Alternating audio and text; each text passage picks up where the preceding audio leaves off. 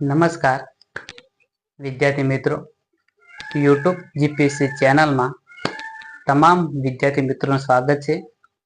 વિદ્યાર્થી મિત્રો, ગણિત અને રીઝનિંગના વિડીયો જોવા માટે યુટ્યુબ જીપીએસસી ચેનલને સબસ્ક્રાઇબ કરી બાજુમાં આપેલ બેલ આઇકનને પ્રેસ કરી દેશો, જેથી આવનાર તમામ વિડીયોની અપડેટ તમને આસાનીથી મળી રહે. મિત્રો, આજે આપણે રીઝનિંગની અંદર ઘડિયાળ ચેપ્ટરનો ચોથો ભાગ જોઈએ. તો જોઈએ કે ઘડિયાળના બે કાંટા વચ્ચેનો ખૂણો શોધો. કે ઘડિયાળના બે કાંટા વચ્ચેનો ખૂણો શોધો. એક અંદરનો ખૂણો અને એક બહારનો ખૂણો. બે કાંટા અહીં બે ખૂણા બનાવે છે. અહીં બે કાંટા, એક અંદરનો ખૂણો અને એક બહારનો ખૂણો. આમ બે ખૂણા બનાવે છે કે એક અંદરનો ખૂણો અને એક બહારનો ખૂણો. આમ બે ખૂણા બનાવે છે. અંદરનો ખૂણો 180 થી નાનો હોય અને બહારનો ખૂણો 180 થી મોટો હોય છે. કે અંદરનો ખૂણો, ઘડિયાળની અંદર અંદરનો ખૂણો 180 થી નાનો હોય છે અને બહારનો ખૂણો 180 થી મોટો હોય છે. બે કાંટા વચ્ચેનો ખૂણો 180 થી મોટો આવે તો 360 માંથી બાદ કરવાનો રહેશે. એટલે કે અંદરનો ખૂણો 180 થી મોટો આવે તો 360 માંથી બાદ કરવાનો રહેશે. કે 360 માંથી બાદ કરવાનો રહેશે. તો મિત્રો, બેઝિક સમજણ મેળવ્યા બાદ હવે આપણે દાખલાને જોઈએ.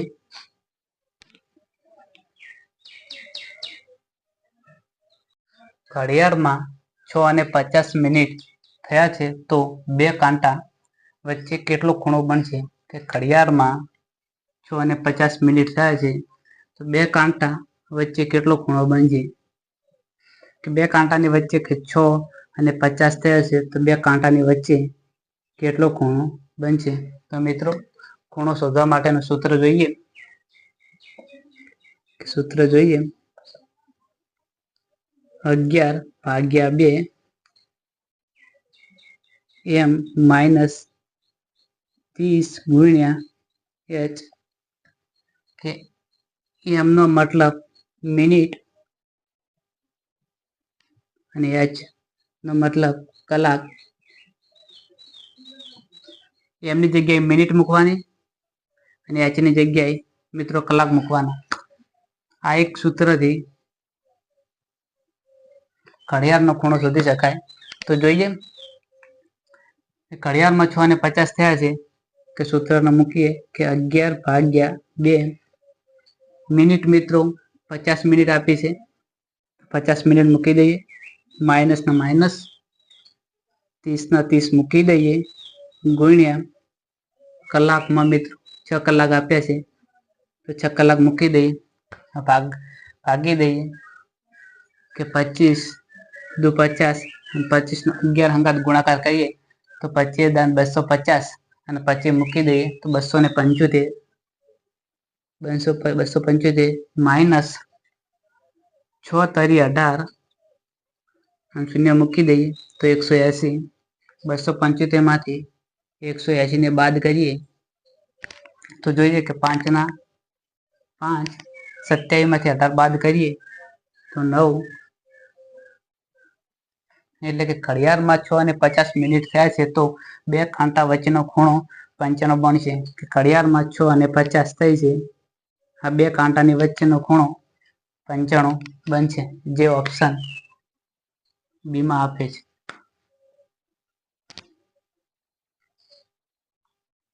ઘડિયાળમાં 3:10 થયા હોય તો બંને કાંટા વચ્ચેનો ખૂણો શોધો. કે બંને કાંટા વચ્ચેનો ખૂણો શોધો. ઘડિયાળમાં 3:10 થયા હોય તો, કે ઘડિયાળમાં 3:10 થયા છે તો બંને કાંટા વચ્ચેનો ખૂણો શોધો. તો મિત્રો, સૂત્રને મૂકીએ. સૂત્ર 11/2 મિનિટ માઇનસ 30 ગુણ્યા કલાક. જોઈએ સૂત્ર મૂક્યો, સૂત્ર મુજબ સોલ્વ કરીએ. 11/2 મિનિટ મિત્રો 10 થઈ છે કે 3 10 મિનિટ, 10 મિનિટ માઇનસ 30/30 ગુણ્યા કલાક. કલાકમાં જોઈએ તો 3 કલાક છે, તો જોઈએ કે 5 2 10 અને 11 ગુણ્યા 5 કરીએ તો 11 × 5 = 55, 11 × 5 = 55 અને 3 તરી 9 અને એક શૂન્ય મૂકી દઈએ તો 90. 90 માંથી 55 ને બાદ કરીએ તો 35. કે ઘડિયાળમાં 3 અને 10 થયા હોય તો બંને કાંટા વચ્ચેનો ખૂણો 35 નો બનશે. કે બંને કાંટા વચ્ચેનો ખૂણો 35 નો બનશે, જે ઓપ્શન સી માં આપેલ છે.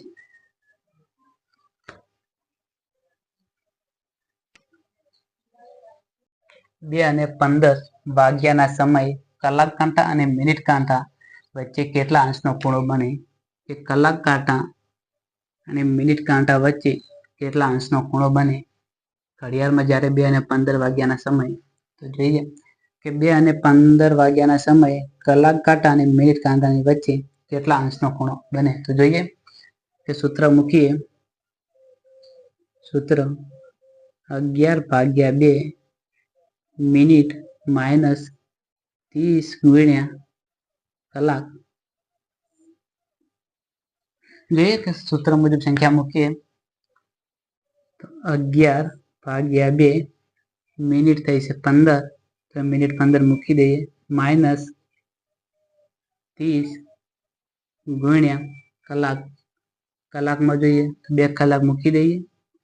જોઈએ કે 15 ગુણ્યા 11 કરીએ તો 15 દાન 150 અને 15 ઉમેરીએ તો 165 ભાગ્યા 2 કરીએ, 165/2 કરીએ તો 82.5 કે 165 ને 2 વડે ભાગીએ તો 82.5 આવે અને 30 દુ 60, તો 82.5 માઇનસ 60 કરીએ તો 5 ના 5 અને 82 માંથી 60 બાદ કરીએ તો 22. જ્યારે કે 2 અને 15 વાગ્યાના સમયે કલાક કાંટા અને મિનિટ કાંટાની વચ્ચે 22.5 અંશનો ખૂણો બનાવે, જે ઓપ્શન એમાં આપેલ છે. 12 અને 20 વાગ્યાના સમયે બંને કાંટા વચ્ચે કેટલા અંશનો ખૂણો બને? કે 12 અને 20 વાગ્યાના સમયે બંને કાંટા વચ્ચે કેટલા અંશનો ખૂણો બનાવે? તો જોઈએ કે 12 અને 20 ની વચ્ચે કેટલા અંશનો ખૂણો બનાવે? તો સૂત્ર મૂકીએ. 11/2 મિનિટ માઇનસ 30 ગુણ્યા કલાક. સૂત્ર મૂકી દીધું, સૂત્ર મુજબ સોલ્વ કરીએ તો જોઈએ કે 11/2 મિનિટ થઈ તે 20, તો મૂકી દઈએ 20 માઇનસ 30/30 ગુણ્યા કલાકમાં મૂકી દઈએ તો કે કલાક છે 12. જોઈએ 20 ને 2 વડે ભાગીએ તો 10, 11 દાન 110, 11 ગુણ્યા 10 કરીએ તો 110 અને 12 તરી 36, 12 તરી 36 એક શૂન્ય મૂકી દઈએ તો 360, કે 360 માંથી 110 ને બાદ કરીએ તો 100 માંથી 1 જાય તો 5 અને 3 માંથી 1 જાય તો 2, કે 250. મિત્રો કે 180 કરતા જ્યારે જવાબ વધી જાય ત્યારે 360 માંથી બાદ કરવા, તો કે 360 માઇનસ 250. તો જોઈએ કે 0, 6 માંથી 5 જો તો 1 અને 3 માંથી 2 જો તો 1, કે 110. કે 12 અને 20 વાગ્યાના સમયે બંને કાંટા વચ્ચે કેટલા અંશનો ખૂણો હશે? તો કે બંને કાંટાની વચ્ચે 110 અંશનો ખૂણો હશે, જેવો ઓપ્શન સી માં આપેલ છે. જ્યારે કે 180 કરતાં વધી જાય ત્યારે 360 માંથી બાદ કરવાના.